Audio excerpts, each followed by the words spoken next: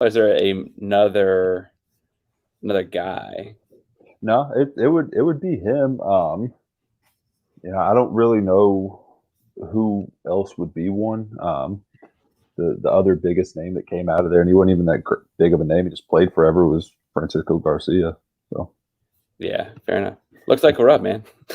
all right, hey, what's up, everybody? Welcome to another week of the Midweek Midrange. I am your host tonight, Luke Graham, and with us is co-host Parker Ainsworth with Belly Up Sports. What's going on, man?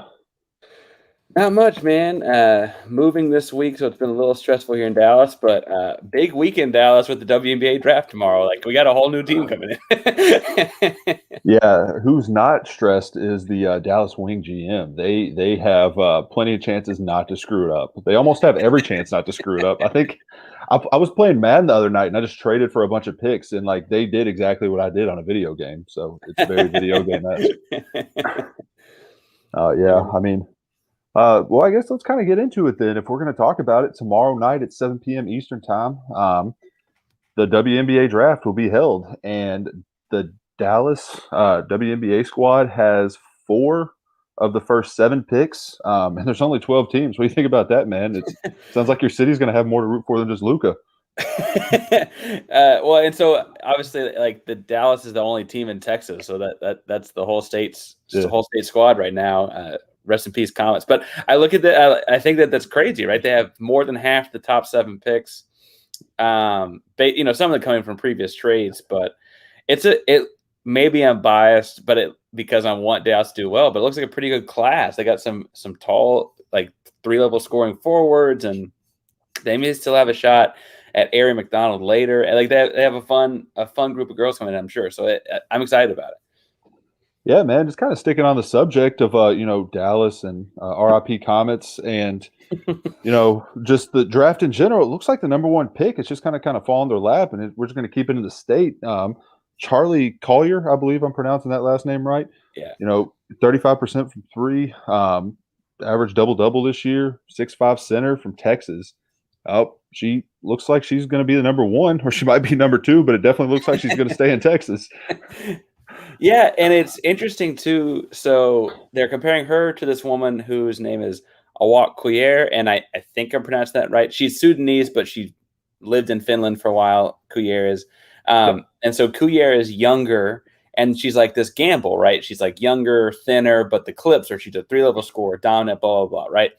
And then there's Charlie Collier, who is this also tall, long, multi-level scorer, defensive presence. Not quite as young, because in the WNBA, if you're an American, you got to play. You got to be 22 when the season starts. So she had to play a few years of college ball. But it looks like to me that when you have both top picks, why not gamble and take both, right? Like, What's the worst thing that happens? One doesn't work out, so the other does. Like I don't know. And it's one of those things. Like, why not take the gamble early? Because you go Dallas, Atlanta, Indiana, and then you're back to your own team, and then you got the Liberty in there one more time, who, if one of those forwards are still sitting there, they'll definitely take him, because they took so I'm not going to pronounce her last name right, but Sabrina out of Oregon last year with the first overall pick. So, I mean, I know you need more than one guard to play, but if you have talent like that, they're going to take a big. One name I'm kind of curious about, though, is, this is a complete bias. Well, real quick before I get there, I'll walk. I'm reading my notes. I'm trying to pronounce it. I don't want to mispronounce her name, but yeah, I'll walk. 19 years old. She averaged 7 boards and 2 blocks in Finland. But the big thing about that is that was against pro players. So right. I'm not going to compare anybody of any gender to Luka Doncic ever. But that was the thing about Luka whenever he came into the league is, it was, okay, here's his numbers. He's got some growing to do, but he's doing it against pros.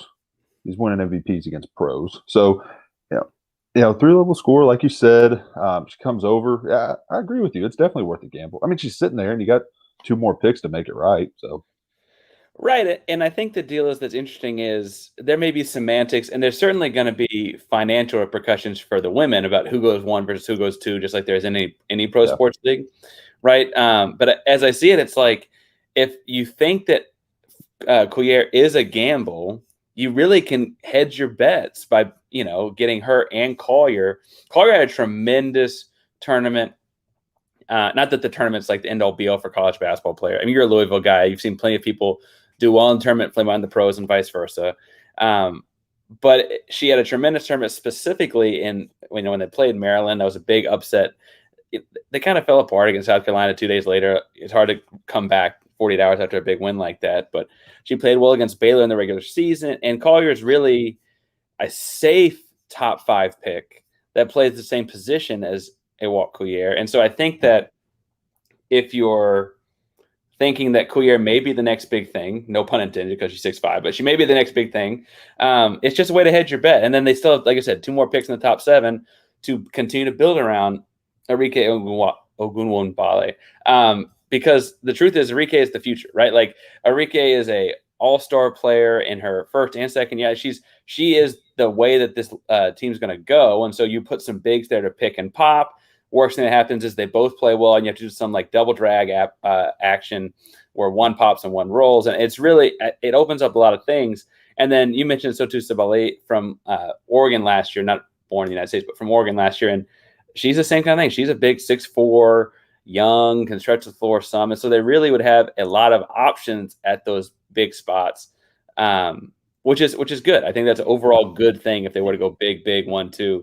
I think that some people think they should hedge and maybe get Rennia Davis from Tennessee. I know that as a Louisville guy, that might not rub you the right way. I don't know what I know Tennessee, Kentucky don't get along. I'm not sure what Tennessee. Oh no, we love everyone who hates Kentucky. It works out great. And I mean, well, and so some people think that if you're going to get one of the 2 bigs, you need to get Rennia Davis as more of a balancer. And Rennia Davis is this like tenacious defender, right? And all energy. And when you have a young team, and Arike is not a great defender, as talented as she is in the offensive, she's not a great defender. So adding a perimeter defensive person there would be great, but it's not out of the question that Rennia Davis falls to 5. Like that wouldn't be crazy if she fell to the Wings' other top 5 picks. So I say you gamble and take 2 bigs there. It's harder to find. And I agree with you. Rennia Davis, I do like that. They have her listed as a guard forward, 18 points, 8 rebounds, 3 assists at UT this year. I like it. And I agree with you. I think she actually might be there at 5. And I think she might be there at 5 because of this guard out of Rutgers, Ariella. I'm going to need some – you got her last name? I don't know if I'm going to pronounce it right. I've heard her pronounced Guriantes, but that's just how I heard it. Yeah. I say that because you never know how a CBS sportscaster in March Madness is going to be either. Her and Ari McDonald. I mean, Ariella led Big Ten in scoring last year. She had 21 points, and then Aria, she had 26, 4, and 2 steals at Arizona. Granted, that was in 1920, but the way everything was this last year, this year more than others in men's and women's basketball and all sports really, I think 1920 stats can be taken into more of account as opposed to the most recent year than in years past, just because of all the circumstances and everything that this past year has brought us. So I mean, you look at them and go 3-4, yeah, no doubt. Rennia Davis very well could be there at 5. Yeah, and I think that the other thing about so if Rennia Davis is not there at 5, that means that someone like Ari McDonald is, right? Or that means like there is a finite number of people. It's not like you miss out on all of them. And so if you really were to pair, they're not the biggest or best defensive backcourt, but Ari McDonald and Arike in the same backcourt, that's 2 young women that I don't know how you stop defensively without adding players on the floor. And then theoretically, one of your 2 bigs, again, if I'm going my 2 big theory, one of your 2 bigs works. And so then you have this real dynamic team. I think that obviously there's a chance that all of these picks bust, right? Yeah. And that's just the reality of it. But when Dallas fleeced off their team a couple years ago and sent off Liz Cambage and sent off Skylar Diggins, sent off these bigs all-star women from their team, this is the kind of draft they were looking for, right? They got all these picks back for the next couple of years, and this year it works out where they get 4 of the top 7. Like they really can rebuild their team.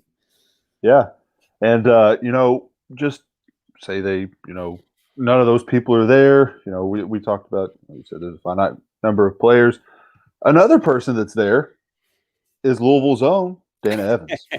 You came suited for this one. You dressed I up. did come suited for it. So Dana. whenever I get, I'm not gonna lie, I'll find a uniform to wear every night, and it's like, it's like, all right, Brooklyn's playing, it's like nobody's playing for him. It was like, oh, WNBA Draft, Dana Evans got to rock it. Got to talk about Angel, got to talk about all the ones from the past. So yeah, no, there's an Angel McCoughtry sign, hanging in our city. So this is real. But yeah, and it, no, it's gonna be fun. I don't know, all the ins and outs and everything about what's going on tomorrow. But what I am curious to see is what the Chicago Sky do at 8, because Candace Parker is going back home, and I would like to see what they do there. I know she's a little bit later in her career. Kind of anything she does now is just house money after her career in LA. But still, I would like to see what they do there. It's going to be a fun team to keep an eye on. So I've seen some mocks that have them have Kiana Williams out of Stanford. I've seen some mocks that have them with Jasmine Walker at Alabama. I think that the interesting thing there is that it seems like no one can really tell what position they want because Candace Parker is this point forward, right? And they've got shooters around her, so they don't necessarily need shooting, but who would ever turn it down? But as if you went with the Kiana Williams, you would then be looking at more of a, mid post, elbow extended, maybe working to the nail, something with Candace Parker that way. If they went Jasmine Walker, that means you maybe have Candace Parker bringing it up. And it's not that Candace can't do both. It's just I don't really have a grip on what Chicago is going to do with her because Candace is the kind of person that you throw your previous playbook out the window for, right? Like whatever you did before doesn't really matter. You've got one of the best players of all time now. So now she's not like the same player she was 5 or 6 years ago, but she is still Candace Parker, and exactly. She's doing more than just owning Shaq on TNT, right? So I don't know what they're going to do there, but I think that we'll learn a lot about their season based on what they do there. Yeah, no doubt. So that's not actually the only news going on in the WNBA. It was about a week ago, you'd say. The new WNBA uniforms came out, and they are raw. So each team got, I think it was all 3 uniforms. Is that right? Yeah, because they sent out the videos. I saw them on Instagram. I follow Kelsey Plum on IG, and she got her. It came in like this box, like this glass top, and they're like taking it off, and they're raw. What'd you think of them, man? Well, first of all, I think they're very cool ones. We're going to break them down in a second. Yeah. As far as some of our favorites, like I'm not a big Stranger Things person, but the Indiana Fever Stranger Things. I had it down, man. They were raw. We'll break it down in a second. I just think we need to point out too that until this point, WNBA teams had 1 or 2 uniforms, and they were all very standardized. And it was like every team, it'd be like you had your unique color. Like Dallas had their weird blue. There was the Seafoam in New York. The Sparks wore yellow. But it would all had the advertisement, the number, same fonts, same everything. And this is a big, big step in like this constant push to like market the WNBA as a stronger league, right? Exactly. And I think that it was cool there is that in doing so, you've got really, really cool, exciting uniforms with it. It's not like they just gave every team 3 uniforms, but every team got something cool. Something like one of their 3 is tied to the location, like Indiana getting Stranger Things uniform because Stranger Things is set in Indiana. I don't really think I'd thought about Stranger Things as an Indiana thing until I saw this uniform, though. Yeah, and that's like, what is it with Indiana? Because that's like where the old, was it the Old Hickory Pacer uniforms? Didn't that come from Hoosiers? Like they're just like all these. I don't get what it is. It's like I'm just gonna start a movie or a TV show or something and base it out of Indiana. I'm 5 minutes away from them right now. Maybe they'll do something for me. So I thought that one was cool. I also, and this is entirely again me going back to my Wings of the team Texas. First of all, there was talk of expansion this week in WNBA. If you add a team, you got to add the Houston Comets and maybe I jump off the Wings bandwagon then. But if I look at my Dallas Wings. They're calling it a military green based on World War II, whatever. It looks like the comrades. It looks like we're the Dallas comrades. Like we're going into guerrilla warfare. And it's incredible. I need an Enrique version of this. Nike, anyone listening, send me Enrique. I know that they hit the Nike.com site for members today. we're moving right now, like I said earlier, so I'm not just going to throw $100 at WNBA jersey. Someone send me these. These are really.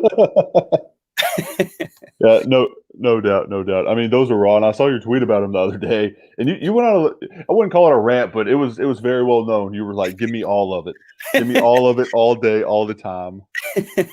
Did you see any of that stuck out to you, or did I steal your thunder with the Indiana? Those were definitely the coolest. I liked them the most. I really liked what Minnesota did a little bit. Actually, I'm gonna do that thing where I say something I like, and at the end of it, it's gonna be like, we just named all 12 teams. But I really did like Minnesota's. I thought those looked pretty cool. The Chicago Sky, like those dark blue ones, you know the one I'm talking about? I thought those were actually pretty clean.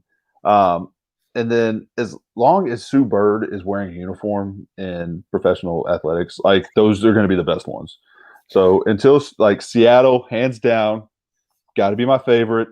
As long as Bird's on the back of one of them. So you mentioned expansion. If they come to Louisville, I'll be there. The team would do well there. I think the interesting thing about the Seattle is the green and yellow ones are almost Sonics jerseys. Like they're close. Like they got the same arc. They got this. It's almost a Sonic arc, but they're not quite. And then they have a cool black and gray one because stuff with Sue Bird will sell, like you're saying. Anyway, these are just really, really cool. I also want to say I think what they did with Connecticut's is really cool. So Keesuk, so the rebel, like the third that like ties to the location or whatever. Keesuk is what it says across the front, and it's from a Native American tribe in the Connecticut, New England area, and it's the word for sun because the team name is the Connecticut Sun, so they put it in a native tongue, which I thought was fascinating. Like, why haven't Arizona done that, or why hasn't Oklahoma City Thunder done, like teams that have ties to these big Native American populations? Like that was so easy and cool and simple, and it's really a very simple uniform. It's like blue with blue shoulder stripes and then Keesus across it. And it's like, oh, that was a very easy homage to the area that like not anyone, but like lots of parts of America could do. Yeah. Yeah. And I was going through, I was reading up on a lot of, what each jersey meant and everything. And some were self-explanatory. And I saw that one. I was like, oh, this must be an ad because I didn't know what it was. So I just went to the next one. But no, that's really cool, man. That's really cool. No doubt. And then I love like the Liberty's color schemes are just nasty. So their uniforms are obviously like they could like just be blank, like you're designing uniforms on 2K in the beginning, and they would still be like top 3 in the WNBA. Well, they're gonna sell a lot too. Yeah, with Sabrina Ionescu, like the young Oregon star from last year's draft, and the cool colors, and the city of New York, like they're gonna sell a lot of those. Yeah, no doubt, no doubt. Looks like a lot's coming up for the WNBA, man, and it's exciting. Hopefully, it'll continue to grow. And I think the NBA players, you definitely see what like Kyrie and some other guys are doing to try to promote it. And there's no reason that Sue Bird shouldn't be as big of a figure in sports as LeBron. If you go back, they basically had the same careers, except you got to add a college career onto hers. So, I mean, literally, like a very successful college career. Yeah. I mean, it's wild, and not even just that. Like overseas, like she's just been successful everywhere, and not just in the country, but in the world, and not just for the Olympics. Like, she would play in the WNBA, and they would get paid crap, and they would get made a lot of money overseas. So she would just go straight over there. Her and Diana Taurasi both would. But that's picking up a little bit more now. So I don't know. I don't think she plays over there anymore. But you mentioned expansion. Louisville just got a professional women's soccer team this month. We start up. So really excited. So hopefully if that goes well and we can get a following, man, that's Louisville's first pro sports team since the Kentucky Colonels wouldn't pay $1 million to go to the NBA. So, but yeah, man, lot of exciting stuff coming. Another thing that's really exciting, we're going to get into is hot tea, cold tea. Speaking of hot tea, cold tea, how do you keep your tea hot and cold, Parker? Hot tea, cold tea is brought to you by Yeti coolers, cups, and koozies. Yeti is the go-to shop for keeping things hot or cold, just like NBA rumors, NBA team purchases, NBA whatever. Yeti's based out of Austin, Texas. Check out the links in our social media handles for all your insulated needs for tailgating, camping, or daily life. yet he's built for the Wild. And so I got my hot tea, and this is actually iced water. I've been carrying boxes all night or all day, back and forth. And so this is my ice water to kind of rehydrate a little bit. But hot tea, cold tea is just look at like what is happening in the NBA. Is it hot? Like the Kermit meme or whatever. Yeah. And there was some big NBA rumors this week, or some big NBA stories that could turn into rumors, I should say, right? Yeah, no doubt. We talked about Seattle and how they were like pretty Sonic-y earlier. So let's just go ahead and start off with this. Alex Rodriguez and Mark Lore, I think I'm pronouncing that right. He matters. He bought a professional basketball team, so he's important. But let's talk about A-Rod. Alex Rodriguez gets in with the group that buys the Minnesota Timberwolves or Wolves or T-Wolves or whatever we're calling them this day. And the funny thing that happened through all of that was they asked Anthony Edwards, it's like, what do you know about Alex Rodriguez? Like, I know he bought the team. I don't know anything about baseball. So he got this number 1 overall pick playing for this team that, Also, is that how young 19-year-olds now? Do 19-year-olds not know who A-Rod is? Oh, God. I didn't even think about it like that. I just thought he didn't watch baseball. Oh, God. Maybe it's just a not baseball thing, but like, man, is that what a 19-year-old is today? He would have been, he probably might have remembered him, but I mean, if he's. I got to Google this. I don't know the top of it. When did A-Rod stop playing? Dude, was he 10 yet whenever A-Rod won that title in 2009? No? He would have been 10. He'd have been 8. Yeah, I don't even feel like I'm doing like a pod anymore. I'm just like, I'm over here just like off in my own world. I'm like, God, how old is that? You Googling it? So A-Rod he retired in 16, so that means that Anthony Edwards would have been 15 or 16, and Anthony Edwards would have been 9 or 10 in 2009 at their last World Series. Also, A-Rod played until he was 40. I didn't really put that together. Yeah, Joe Girardi didn't really like him much after like 38, so he kind of played. I remember I was watching. To be fair, 38 years old is this very, very subtle gray line across his baseball reference page, as no one's mentioning that year, the 2014 when he. Yeah. But we say all that to say this. Let's just put it out there. Minnesota sucks. They've kind of always sucked. We can try to sugarcoat it, but that's not what we do here at Belly Up. That's not what we do here on the Midweek Midrange. We tell it how it is, and we start rumors. So we're going to do both right now. Minnesota sucks, and A-Rod started his career and played the majority of it with the Seattle Mariners. Well, maybe not the majority. Everybody remembers him, the Yankees, is where I'm getting at. So he played with Seattle until he went to Texas, and he goes from Texas to New York. But Seattle, he's on that great Mariners team with Griffey and Johnson. They win like 161 games out of 162. Not really, but people get what I'm talking about. And then they lose in the playoffs. Still to this day, I think is the most wins in a regular season. I think it was 109. But anyway, there's ties to Seattle there, and he's not tied anywhere because Jennifer Lopez just divorced him. So he's not tied anywhere. So he very well could move them to Seattle. Hot tea, cold tea. Did A-Rod buy the Timberwolves to move them to Seattle? I'm saying hot. You're going hot. Yeah, I'm starting the rumor though.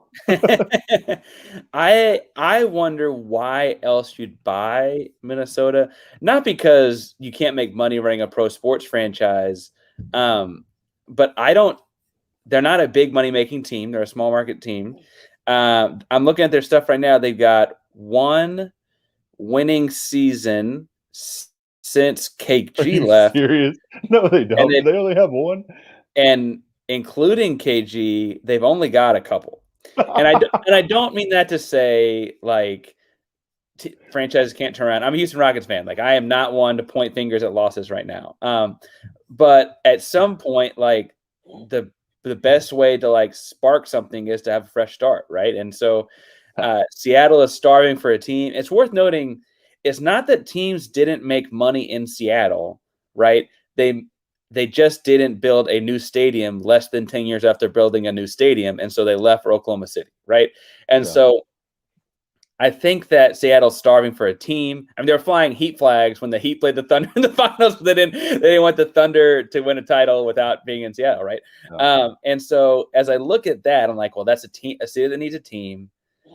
Silver has talked about expansion. They're already in the Western Conference, right? It wouldn't change up a lot of things schematically, and it'd be a fresh start. And I think that the sad thing is that takes a team away from Minneapolis and Minnesota and all that kind of stuff. And the truth is, we want it to be more from expansion than from taking a team. But I think that's what we want. I don't think Seattle really gives a damn. No, they don't.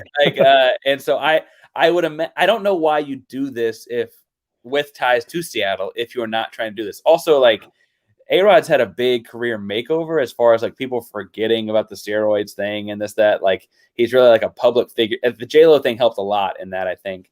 Yeah. Bringing basketball back to Seattle would be a big feather in his cap, right? Like, yeah, no doubt. And it's, and he's been involved. Like, he tried to buy the Mets just here recently. He was in a group going against Cohen right before that deal happened. And everyone was making a big fuss about that because the whole Yankee thing. And he's been involved in other talks and, obviously played with Jeter for all those years. And he just was in a group that bought the Marlins not long ago. So, his name's been out there for a while. Now, I haven't heard his name in NBA talks. So I think that adds a lot more fuel to the fire as far as the Seattle stuff goes, because why would you just randomly jump in NBA talks if there wasn't a reason behind it? Now, maybe he just wants to get an ownership group. I mean, end of the day, we make light of it. He's going through divorce with one of the most beautiful people who ever walked the face of the earth. Like, if I were him, I would probably just be spending massive amounts of money and trying to get my mind away from it too. So, well, and that's certainly one of the few times for Alex Rodriguez that she made more money than him. Like he may need to find a way to make money, right? Like, no doubt. Maybe that was the settlement. Maybe he spent what he got in the settlement on the Timberwolves. But a lot of the rumors before was like whenever they were talking about selling, is the former owner, whose name slips my mind, wanted to find a way to keep them in Minnesota, and I think it kind of turned into I don't really care. But yeah, I agree with what you're saying. You definitely wanted to come from expansion for sure, and there's talks about that. But it's one of those things. Like I feel like the NBA would be in a better place with a team in Seattle, even if they sucked, than they are right now with a team in Minnesota that they suck. And I know that's kind of a harsh way to put it, but I just feel, Seattle's going to be more of a destination of players too. It's like, hey, come play for the Sonics again. Well, and so, I mean, I'm going to say this after we just saw Jalen Suggs and Cade Beckers take over the NCAA tournaments, respective NCAA tournaments, but Seattle produces really good basketball players, right? Exactly. Whereas it's not that Minneapolis doesn't, and it's not that, frankly, Central Canada doesn't, because you're fairly close to Central Canada then too. Yeah. But Seattle has, I mean, whether it's Jamal Crawford or, as a Rockets guy with Kevin Porter Jr. right now, Seattle has created, Isaiah Thomas, like a lot of guys have come out of there. And I wonder if there's some of that too, like a basketball culture there, not just an NBA team, like fandom culture, like it's a basketball city. When I was in college, we played a game in Tacoma, and so we were in and out in 24 hours. But shout out, we played at University of Puget Sound. They're a great host. But I will say that if there's a basketball culture there, Minnesota and Minneapolis, while they did produce those two people I just mentioned in the NCAA tournaments, it feels like there might not be the same culture there. Yeah, no doubt. The greatest thing Minnesota's ever done for the NBA is be the reason that the Lakers actually aren't tied with the Celtics for most championships of all time. It's funny when you Google Minneapolis. I'm just trying to figure out what the population is compared to Seattle. The like second that pops up is Minneapolis Lakers, or maybe that's because of my search history. But that's what the second. Yeah, no doubt, and it's I don't want to beat the same drum we're going on. It's just one of those things, man. If it's between Seattle and anybody else, I mean, they've been screaming and begging for a team, and it's not even just Seattle anymore. It's random NBA fans. It's fans of teams who are going to end up rooting against Seattle. And they just got the hockey team, the Kraken, who are going to be starting there next year. and the Storm are winning championships regularly. It's like I just don't see a reason to not do it. And I think A-Rod having ties there could be that reason that they end up doing it. Or maybe we're just blowing a whole bunch of smoke. But hot tea's got steam off the top. That's the way it goes. it does. It does. All right. And a little bit of sad news, unless you're a fan of any other Western Conference team.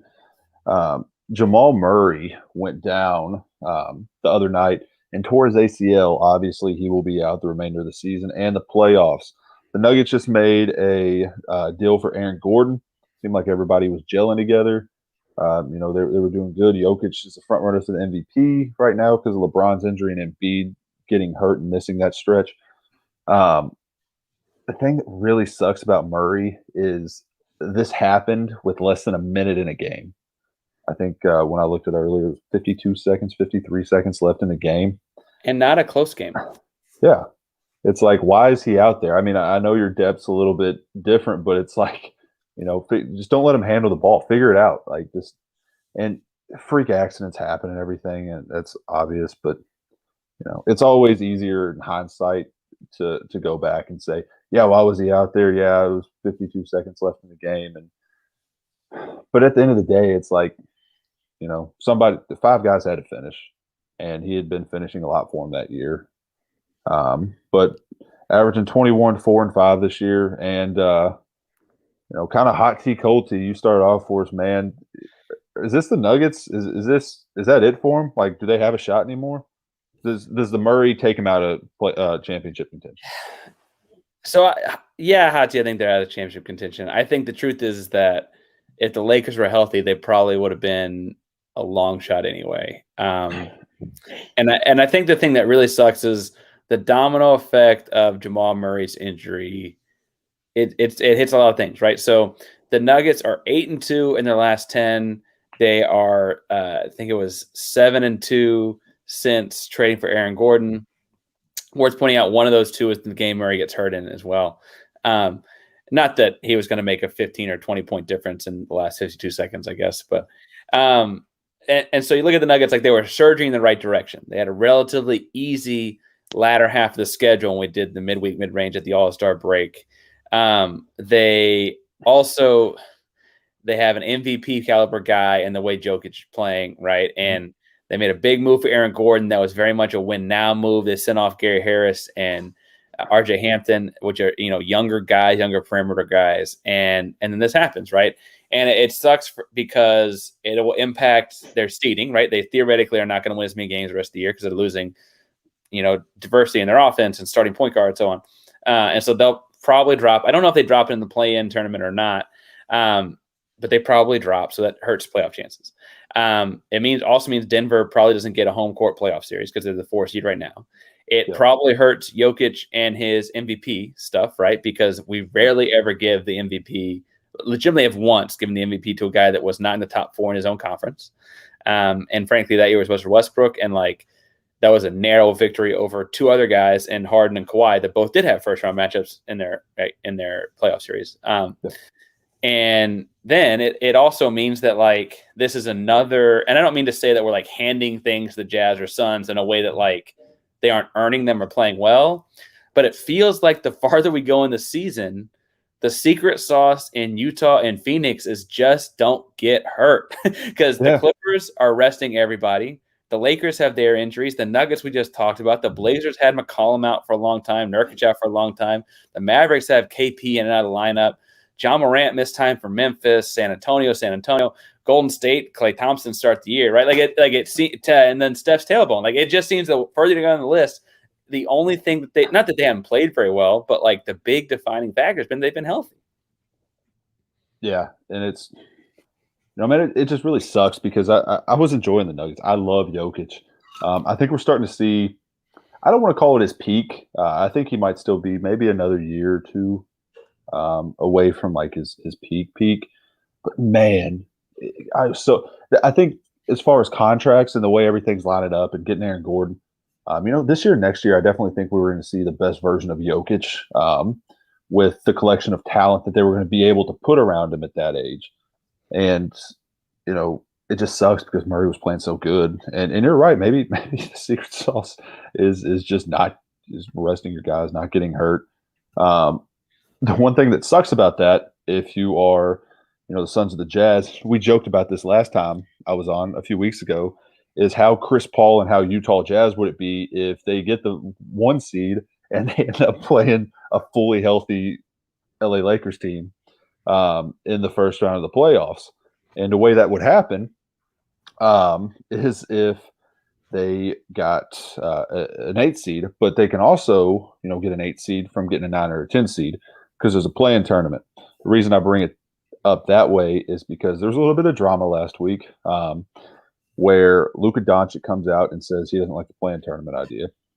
Mark Cuban backs up his star, who he also reportedly said if it was between him and his wife, he would pick Luka, and his wife would understand. So I don't argue with him there. But he said, yeah, you play 72 games, get to the playoffs, and then you can miss the playoffs still. So funny thing is the Mavericks are sitting at a 7 spot. Right. So right now, if the season ended today, they would have to be in the play-in game. I think we talked about it off air. Grizzlies is who they'd match up with today. Yeah. So the way the play-in works is 7 plays 8, 9 plays 10. The winner of the 7-8 is automatically in as the 7 seed in a traditional playoff setting. And then the loser plays the winner of the 9-10 game. And say the 9 seed beats the 10 seed. So the loser of the 7-8 game would then play the 9 seed, and the winner of that game moves on. So if you're the 10 seed or the 9 seed, you've got to beat the other one and then beat the loser of the other team. So theoretically, if you were the 7-seeded Mavericks, you'd have to lose twice in a weekend to get bumped. Yeah. And it's, there's a lot of mixed feelings about it. We saw it last year that, especially that, there was only one playing game last year because of the way they structured everything. But that, Blazers-Grizzlies game was real fun, and it was exciting. And we got to see Ja be himself. We got to see the Blazers, at full health. And then we saw a Sun team in there with something to fight for, going undefeated in the bubble and just barely missing the play-in game. So, I guess I'm trying to figure out how to word this, kind of for hot tea, cold tea. Is Luka, Mark, and the Mavs, are they just upset because they're in the play-in game right now? I certainly think that there is like a lukewarm. I think last week when we had Joe on, he said like hot tea with an ice cube in it. It's certainly like Dallas would not be commenting on the play-in tournament if they were not in it. Yeah. Mark Cuban comments on a lot of things. And I don't mean that he doesn't. But like if they were sitting comfortably at the 3 seed, they'd be fine, right? If they were winning the West and running away with it, like I think a lot of people thought they were going to have a really good year this year, and right now they're like 29, 24 and kind of struggling to get there. I think that they wouldn't be talking about it as much. I don't think it'd be as prevalent on like Luka's mind either. Whereas now they very much realize that like Kristaps isn't in the lineup. They kind of had a dud of a trade deadline. They potentially will finish out as the 7 seed and then have to play the Grizzlies to see if they have a chance to move in the playoffs. And like that could come down to Kristaps is out and Ja is hot. Yeah. If that's the case, then you turn around from that game and you potentially have to play the winner of what is currently Spurs Warriors. So you might get Steph Curry. Like that could really like that with 1 game sample sizes, you could very easily lose both of those games and be out of the playoffs, even though you were in the playoffs at the end of the regular season. I think the funny thing here too is that like, so the state of Texas had really good pro basketball for a long time. We've had the Spurs, the Mavs, and the Rockets. And for a chunk of time there, like the Spurs were winning the championships, the Mavs got theirs. But that was 3 really good competitive basketball teams in the Western Conference year in, year out in the state of Texas. And Dallas is like on top of the 3 right now in the rankings, but it really is like looking more like San Antonio and Houston went down. Yeah. It's not like Dallas leapfrogged them. It's like they're very much plateauing kind of where they were a year ago. I don't know. I think that the bigger issue for the Mavericks is going to be if Kristaps Porzingis is healthy, A, they're probably not a 7 seed, and B, the play-in terms probably not as big an issue, but I think that there is heat in the T just because I don't think that they're worried about it if they're not playing it. Yeah, no doubt. And while you're talking about this, they got the Western Conference standings up, and they're talking about this. Dallas is getting ready to play Memphis right now, so we're about to see what that game would look like. But it's okay. So the Blazers, I believe, are sitting at 6 right now. They're back at full health. McCollum's back. Jokic is back. Lillard's playing out of his freaking mind. And then so you would have to play Memphis. Say you lose that, you're either going up against arguably second or third greatest coach of all time in Pop, who you just don't want to have to, have time to figure you out.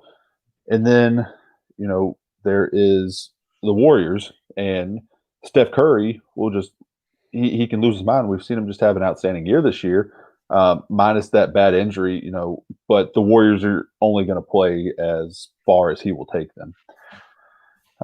And then on top of all that, you have the Pelicans, who maybe I'm listening to too many podcasts. Maybe I'm not taking enough of my own take here, but I kind of feel this way too.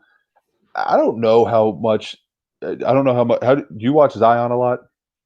I do. So I got league passes. So I do when he's on league pass when they got a good matchup on. They've had a much better last month than they did the first couple months, though, right? Yeah. Yeah. It's like if they can just stay out of Zion's way and just let him do him, my God, like if Porzingis is out and Zion's, who the hell is going to guard Maxi Kleber? I know. Well, and the scary thing is that so he's got a little bit more wiggle in him with the basketball. Like Giannis is like cross left to right, shoulder down to the basket, cross right to left, shoulder down to the basket. Zion's got a little bit more. He might go right, left, right, or whatever. But they're both bringing the ball up the floor, which is like just so scary. Zion is a professional defensive end. Like he is built. He is 6'7", 280. 285, and he's baby faced and everything, and he's coming downhill fast. And that, like, when he's got the ball at half court, like, you can take a charge. Like, who's gonna do that? Who's gonna stand in there and take that? That didn't happen. Yeah. The funny thing watching Zion this year, and we're getting back, we'll circle all this back to the Mavericks and all this here in a second. But the funny thing about watching Zion this year is, like, literally, like, I've heard it. I don't know if you listen to Simmons or not. I like listening to him, and I heard him say it, so I go back and I watch the games, and like Zion is literally like physically hurting people, and it is a foul on them and not Zion. He's just like he is getting fouled and hurting people along the way, and I was like, no, he's not. And I went back and I watched. I was like, my God, he's still down. Like, like Zion's going to the free throw line, and that guy is still down. But all this comes back to, the Mavericks are definitely, I mean, they're in trouble. I think Luka, like, as great as he is, he's going to win titles. He's at least going to be in championships. I don't think this is going to be, a mellow case whenever he came into the league or, something like that later on down the road. I think Luka's going to be in championships. I think he's going to win championships. And it's going to be that turnover. At some point, LeBron's going to retire, right? So he still has some ascending to do, but I just don't know if this is going to be the year. I don't like it. I think it's more than them not liking the tournament. I think they know that they're doomed if they get to the tournament. Well, I think the other thing too is that if they were just play the playoffs straight up right now and Dallas were a 7 seed, and we're working with this as if this out finished out, right? They would get the Suns, and I feel like there's this feeling amongst NBA teams that the Suns and Jazz are having a great year. But kind of what we're just talking about, like their best thing has been that they've been healthy all year. You might feel like you could catch the Suns, right? Because there are a bunch of guys that hadn't been in the playoffs plus Chris Paul. And Chris Paul's one time past the second round, he tore his hammy. I remember that very well. And like, I wonder if there's some thought from the Dallas side of it, or whoever gets that 7 seed, like, man, if we could just play Phoenix, we'd have a lot better shot. Like this weekend's going to be rough, right? Like, and it's not that, I mean, Phoenix is very good. It's not that they're not better than the Spurs. It's that the 1 game sample size is not the same as getting to play Phoenix 7 times in 10 days or whatever, 7 times in 2 weeks. So I wonder if there's some of that too, but there's also Marky Mark's just going to talk. Like Mark like he is not one that is shy about his words, right? Yeah, no doubt. And I mean, I think the real interesting thing about it, and I heard it, I think it was on the mismatch, and I didn't think about it. I'd heard Luka had said something, but I didn't think about it till I heard it. Luka doesn't like he complains a lot, like about refs and stuff, but you never hear him talking to the media about things. Yeah. So I thought that was weird, and I don't, I know there's more money involved in everything, and I don't know what cuts get broken down into as far as playoff money to play-in money and all that kind of stuff. But I mean, we'll see how everything shakes out. But for right now, as fun as Luka is to play and or to watch play and all that, I think the Mavericks are in trouble if they are in that spot, and I think that might have a lot to do with them coming out and saying what they're saying. For sure. So one of those teams that they might have to end up playing is the Golden State Warriors. If that is the case, they would be a man down. And we talked about injuries earlier, and we talked about, for example, Jokic being an MVP. Someone who else was in an award race was James Wiseman for Rookie of the Year. He's going to be out for the rest of the year with the torn meniscus. Now, I heard the other day there's kind of two ways you can go about torn meniscus. You can basically just have it removed, or you can have it repaired. And Jaren Jackson Jr. had his repaired, and that's why he's just been out for so long. So which way he goes, I'm assuming he'll have it repaired. But, more than that, we'll wish him the best. He's fun to watch whenever he can get out there. But more than that, what happens to Rookie of the Year now? We got Wiseman out, we got Ball out. Edwards just kind of sucked until he didn't feel like sucking anymore. And I mean, I guess there's Halliburton, but I don't really know who else would even be in that contest. Is it just going to be we're just going to give Rookie of the Year to somebody, or does Ball end up getting it? So hot tea, cold tea. Does Wiseman being out for the rest of the year affect the Rookie of the Year race? Yes, because I think hot tea, because I think the deal there is that if he had not gotten hurt, he'd have gotten it kind of by default.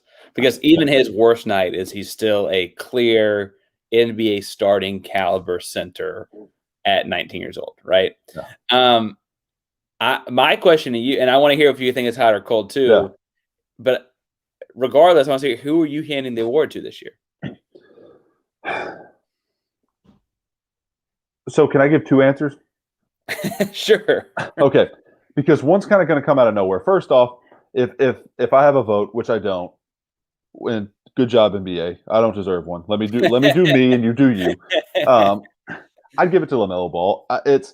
So I get there's a sample size, and if any way this ever comes back to would you have voted for Zion over Ja last year? No, but Ja is going to be a freaking superstar in the NBA for the next 15 years and make tons of all-star teams and probably at least get to a couple Western Conference Finals, if not NBA Finals.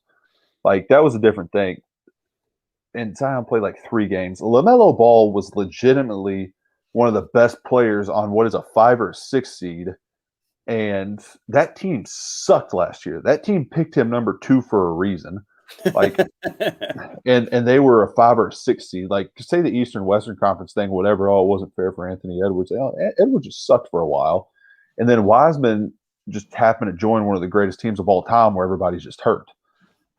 So I think what Ball did was special, and it's not like we had a small sample size. I mean, he played almost 3/4 of the season. It was more than half.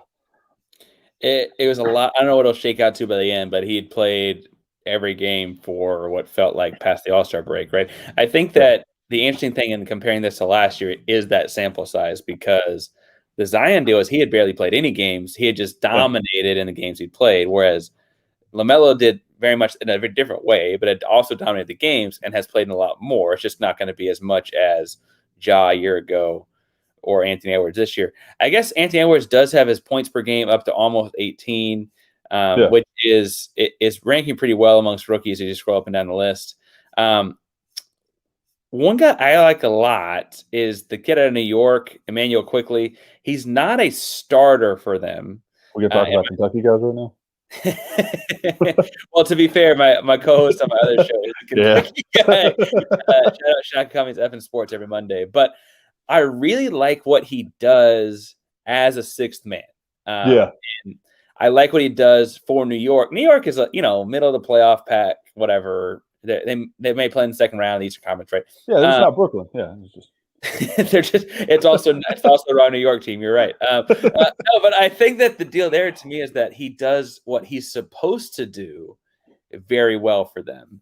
Exactly. And it really might be that simple this year because it feels like the Wolves kind of need Anthony Edwards to do more than he can do right now. He'll get there eventually, but they need him to do more than he can do.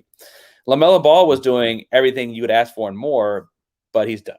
James Wiseman was doing what he needed to do on a team that had some talent, but he's done. There are people talking about Tyrese Halliburton out in Sacramento. I feel like the issue I have there is every time I watch them, I get so caught up in watching, not to bring up another Kentucky guy, but I get so caught up in watching. They're everywhere. They're everywhere. It's fine. They're everywhere. They really are everywhere. But I get caught up in watching De'Aaron Fox that Halliburton kind of plays so much second fiddle there to that I don't know if I'd give that there. I do want to shout out my Rocket Man, Jayshawn Tate. Jayshawn Tate is a weird rookie in that he is 25 years old. They won't ever give this award to a 25-year-old, right? Especially not one that played in Australia professionally for the last 3 seasons after having done 4 years at Ohio State. Like he's legitimately was graduating high school when a guy like James Wiseman was like in elementary school, right? Or whatever it was. But he's having for a bad team, an incredible year, and ought to at least get some votes just because, knock on wood that he doesn't get hurt too, but like he will finish the season, right? He's built to play a full 82-game schedule. He's a pro. He's played pro for a while now. And we sure didn't knock Luka Doncic for playing pro because he was 18. We didn't knock him for playing professionally before coming to the NBA. Jayshawn just isn't having the like highlight moments that these other guys are, and he's also not producing wins like LaMelo Ball and the Charlotte Hornets were like in the playoff picture, right? Like that was they were good, and Jayshawn Tate is also not producing wins the same way. Like Quigley's playing the 6-man for him, but the Knicks are in the playoffs for the first time in a long time, right? And so that's just a little different. And I just hope the guy gets some votes of recognition. He's a young guy that he's not as young as these guys are talking about, but he's also a rookie and he's having a great year. I really, really like having him on the squad. Absolutely. I love that shout out. That is a good one. And I really think, and I'm not saying this like every time we're on here, we've been on it every time I've been on together. I don't say this. I honestly used to hate the Rockets. But honestly, I think what did it was whenever Harden came over and I started paying attention to like the scrutiny that he got and then how he is on the court and just the grinder competitor he is. And that article you put out about like how they just refused to tank when like literally one of the greatest 2 teams of all time like just got in their way for all those years. And ever since then, I'm like, okay, I kind of like these guys. And I love Steven Silas.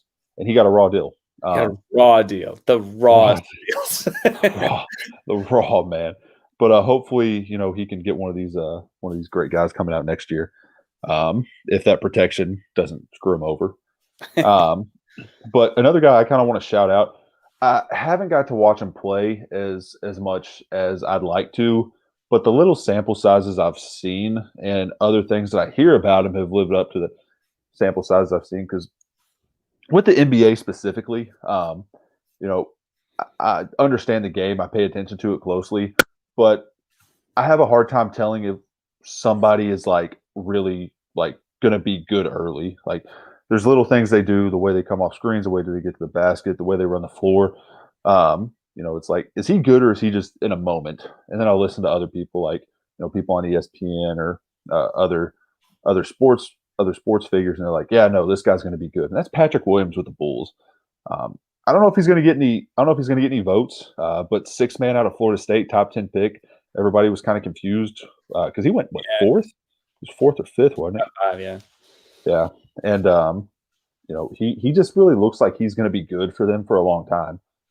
Now, I liked Vucevic going to the Bulls because I like Vucevic. It doesn't mean I like the Bulls. I think that was a good move for them because they move off Wendell Carter, who wasn't bad or anything, but I just like Vooch better there. This whole Zach LaVine thing, I don't care what kind of year he's having. He's about to hit Victor Oladipo territory for me because it's like, until you do something, just leave me alone. And people always give me crap. It's like, why do you love Jimmy Butler so much? I've been Jimmy since day one. Literally rookie year, day one. I'm like, that guy's got it. And it's like Levine's not getting his team into the playoffs when everybody else sucks. He's not, he's putting up points, but what's that mean? He's arguing with coaches. It doesn't matter if they suck. Just go out and do what you got to do on the court. I don't like that mix. I don't like that they might get rid of Markkanen, but I do like Patrick Williams. And I think that he will be good for them moving forward. And I like Halliburton too. And I think it's easy to not notice him sometimes in games is because of the way he plays. It just seems like he's already a veteran. It's like he's just accepted like the role player type at 20, 21 years old. It's like, I just want to win. And I really like that about him. Yeah, for sure. I think Patrick Williams is a good call. I think that it's interesting to see that Chicago very clearly made their decision between amongst their bigs, right? They decided we're keeping Patrick, we're shipping everything out, right? And they're like, because Vucevic plays a very, very different role. I think that what they do as a team in the offseason, right, as far as who they bring in alongside those guys, because we talked about at the trade deadline, like, will they go get Lonzo Ball? Can they bring in another creator off of Levine? Because Patrick Williams is clearly a great pick and roll, pick and pop. That they got those kind of options for the double drag. It's who else they have that can dribble. But with some more wins, Patrick Williams probably like the same thing that's happened to my man Jayshawn Tate. Patrick Williams is a much more traditional rookie, right? Like more wins would help him out a lot. Like if Chicago were winning games, it'd be like, oh man, look at this Patrick Williams kid. Yeah, exactly. And I just, I think Billy Donovan's done a hell of a job his first year there. And I'm starting to worry that's just kind of the coach Billy Donovan is. It's like he's going to get this team to a point, and then there's just where they're going to stay. Because that's kind of what he did with the Thunder, and Chris Paul helped with that a lot, obviously. But, I think you're right. They definitely need someone else to be there to handle the ball. Levine, I think he's just like a true two. I think he's a shooter. I don't necessarily know if he's going to be a creator for other people. It obviously hasn't worked out well since Vooch got there, but I do like Patrick Williams. You're right. If they were winning more or something like that, we would hear about Patrick Williams more. We just would. And I think we're going to hear about him a lot moving forward. But I think that kind of does it. Was there anything else you want to add, or any other players or anything? No, I mean, as I look at the Rookie of the Year race, I think that there's a good chance they just give it to Anthony Edwards because he's a very lovable kid. Like we both pointed out that he had a rough start to the year, but he is a funny kid that's a great interview and very enthusiastic and energetic. And there's a chance that just because everyone else is hurt, he just is a kid everyone likes. That helps.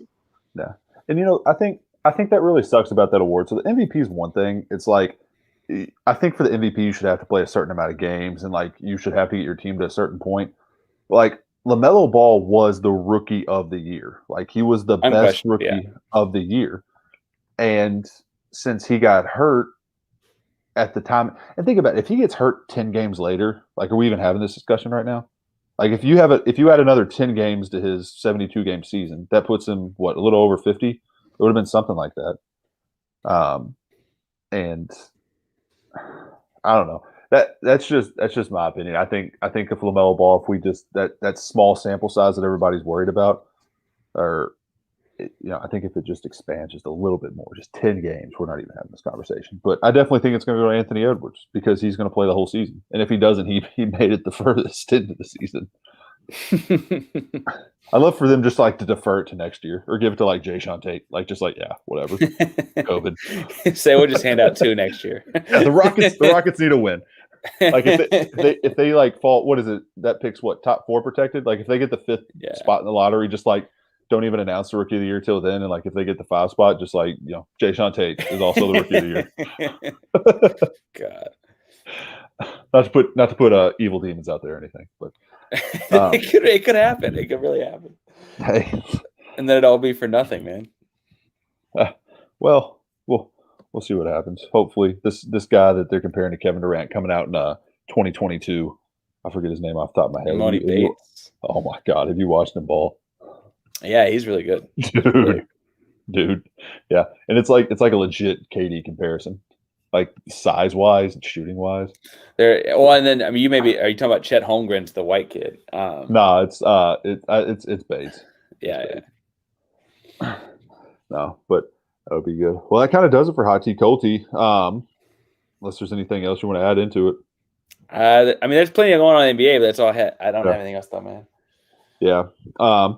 It's kind of real quick. We're getting sort of there on time. Before we go into our final shot clock, just looking at the standings real quick. The Sixers just played the Nets right now, and we see the Jazz and the Suns. Do you kind of see everything? Just we can make this like real quick. Just came to my mind seeing the standings pull up before this game. East and West right now, where everybody's at, is that kind of just what we're going to see? Is that what we're seeing going into the playoffs? I think the top couple probably are, right? Like the Sixers, Nets, Bucks, and then on the Western Conference, you've got Jazz, Suns, Clippers. Because the Lakers, you just don't know. Davis may come back in the next week or 10 days. Who knows? Yeah.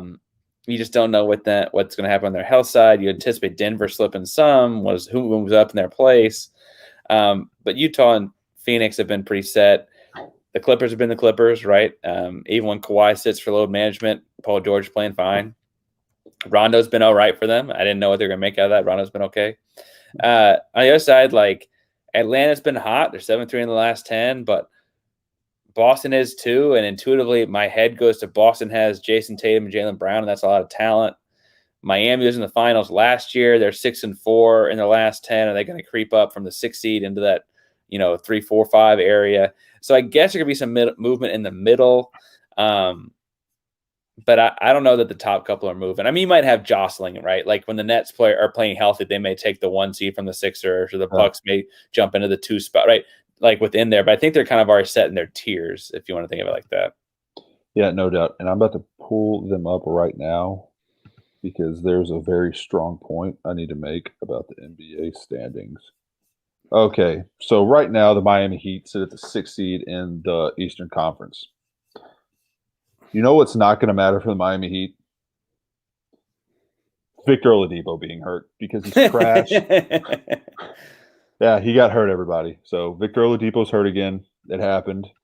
We're not talking about it. I'm tired of talking about Oladipo on this podcast. Well, the shame there is that like him getting hurt is if we hadn't talked about him once a week for the last like 6 weeks, it'd be like that'd be something to talk about. But I feel like we talked about Victor Oladipo getting potentially traded and then actually traded, and then what the impact. Like I feel like we talked about him a lot on this show. Yeah. So whatever. Victor Oladipo, he's still there. Things are still happening. He's still newsworthy, and I hope he goes to the Timberwolves and they don't go to Seattle and he's just stuck there and they trade him for Anthony Edwards or something. Or he goes to New York and crashes their franchise. That'd be awesome too. But we're gonna hit a 24-second shot clock at the end. This is kind of just a rant that we do. Whatever we're feeling, however, buzzer beater. I always say shot clock. It's always buzzer beater, and I always feel like it's so easy to remember, and I always forget it. I wasn't gonna say anything. It's fine. People can call me out all the time. So we'll start off with you, Parker. What's on your mind? Let me get my clock up. All right, you ready? All right, yeah. So we're gonna go 3, 2, 1. So the league is full of great shooters. We got Steph Curry. You have had Klay Thompson when he's healthy. Kevin Durant when he's healthy. You've got, in the past, you've had Dirk, Ray Allen, Steve Nash, Reggie Miller, Larry Bird. A lot of great shooters, and they don't miss. And the NBA is the only profession that needs people shooting. Rest in peace, Dante Wright. And I think that's all we got to say this week. Hey. Perfect timing. Exactly 24.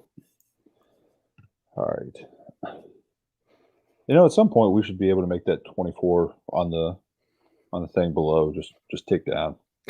There's probably a way to do that. I don't know how to do that. Yeah, I saw it. I was like, oh, he got it to where it's going to tick down. All right. All right, here we go. I'm just going to believe that you trust me. Why not? Oh, why not? Famous last words. All right, here we go. I'm going to go on a little bit of a rant. Victor Oladipo sucks. He's not worth the money. I'm tired of talking about him on this podcast, but something relevant always happens with him in the league. I don't know what people see in him. He's the 3rd best player on a really good team. He's the 2nd best on a mediocre team. and he's the first best on a team that's just not going to do anything except not have home court advantage in the playoffs. Time's up. I can go forever on Victor Oladipo. It's just so. Is it a Hoosiers thing? What's the Victor Oladipo hate for? So it was like I really liked him coming out of college. I was like, I like this guy. He goes to Orlando. Doesn't really do anything. Goes to OK. Or is it? Yeah, it was Orlando then OKC, right? Yeah. Goes to OKC. Yeah. Then he goes to Indiana. I'm like, this is cool. Like he's going to Indiana. Like he's back home where he went to college. Like this is cool. And then he does good there, and it's like, okay, he's taking that leap. Like he's getting older. He's taking that leap. This is who he's going to be. And then he gets hurt, and he comes back, and they're like a mid-seeded Eastern Conference team, which I'm a fan of the Eastern Conference. I can talk trash about them if I want to. Like it's like if you're a mid-seeded Eastern Conference team, like you're not going to win the finals. And that's just what he was. He was the best player on like a 5 or a 6 team. And then people are talking about him like, oh, yeah, what's he going to get traded for? And he just got thrown into this like mega deal with James Harden. And then he's in Houston. And then he sucks in Houston. And then he goes to Orlando or goes to Miami because that's where he wanted to go. Because they come out and nobody's going to take him because nobody wants to take a chance and give up assets because he's not going to re-sign with them. And he goes to Miami and he gets hurt. It's like, and he still wants all this money. I'm all for people wanting to get money, but like do something, anything. Yeah, like, do anything relevant. I think I told you one time, my goal in life is to be dramatically overpaid. Please bring it on. It is wild. It's like, could he pick me up could he beat me in a pickup game? Hell yeah, he could. Like, could he possibly sneak in an all-star game one day? Yeah, maybe. But is he ever going to be the reason a team wins the finals because he carried them there? Hell no. I'll put that in writing now. I'll bet whatever. I don't care. I'm just there. I'm just like this whole Victor Oladipo. This should have been my rant. I know we're about done. I got to get this out there. This whole like the best player on the team deserves the max is just stupid. There's like 5 or 6 max players out there, and 3 of them happen to play for the Nets. Yeah, I think that it's this deal where it's like guys are you'll find someone that pays you that money, right? Like they got to put butts in the seats. Like I mean, frankly, we didn't, I guess, offer it to him, but Houston's doing John Wall right now. Yeah, well, and in all fairness, Houston kind of just got forced into the situation there, and it wasn't too fair to them. I really do feel bad for Houston. I hope they get like the number 1 pick like the next 3 years, and then they just take over for a little while. We're down 20 to Karis LeVert and the Pacers, which extra hurts because we could have had Karis LeVert. How did that trade shake out to where you all didn't get Jared Allen? Were you just like Christian Wood can play 48? Man, so Jared Allen went to my alma mater for high school. Obviously, much younger than me, but so I love Jared. He's a great, smart kid. Yeah, me too. I was ecstatic when I saw his name in the deal because I assume we were going to get him, and I guess we got a pick at like him going to Cleveland somehow got us more pick capital. Or Stone really wants picks. I might have wanted Jarrett, but I guess there's potential you'd have to pay him a lot soon, or I don't know. Yeah. No, I'm not excusing it. I'm just saying what the thought process was apparently. So yeah, he's restricted after this season, and that's a big reason the Nets were like, they had to throw him in there, is because they've got too much money tied up, right? I mean, yeah, like literally. Well, I guess KD and Kyrie technically aren't max guys because they took each $5 million less, so they could pay DeAndre Jordan 10, which now he's like the 12th man, which he started tonight. So. Yeah, a lot of bigs. Yeah, we started with no bigs. I don't know. It's been a weird year. Look at this game flow chart out of Houston. It's just straight yellow, and it's really big. Oh man. I don't have anything else, Parker. You got anything you want to get off your chest? No, but tell people where to find you. Yeah, no, y'all can find me on Twitter. It's LAGraham2. I cover the Nets beat for Belly Up Sports. Probably a lot of content coming your all's way sooner rather than later. With the playoffs creeping around the corner, we're going to hopefully have the big 3 back soon. And then after that, whenever all my hopes and dreams are crushed because we'll lose the second round, we'll see what happens. But also Instagram Graham6141 and Twitter or Snapchat is LA Graham. Parker, what about you? You can find me on Twitter and Instagram at Painsworth512. That's at PAINSWRTH 512. And then I also do another show, F in Sports. That's F, like you get a F because it's another teacher and we grade sports theses. We do have a new show every Monday morning. Then I also write for Belly Up. You can find mostly basketball stuff. I do a Rockets article every week, but mostly like I did a thing on NBA injuries that day, just basketball stuff on bellyupsports.com. And I usually post on my stuff on my Twitter. So if you want to find me on Twitter, find what I got going on there. Absolutely. And be sure to subscribe to our YouTube channel. You're on it right now if you're watching this. Well, more than likely, you might be watching on Twitter or Facebook. But if you are watching on one of those, click on it, get to the YouTube page, click subscribe. Come on. You know you want to. You know you want to. All right. Until next time, guys, it's been fun as always. Parker, thanks for joining. I appreciate you having me. And that's it. Midweek Midrange. Thanks for pulling up.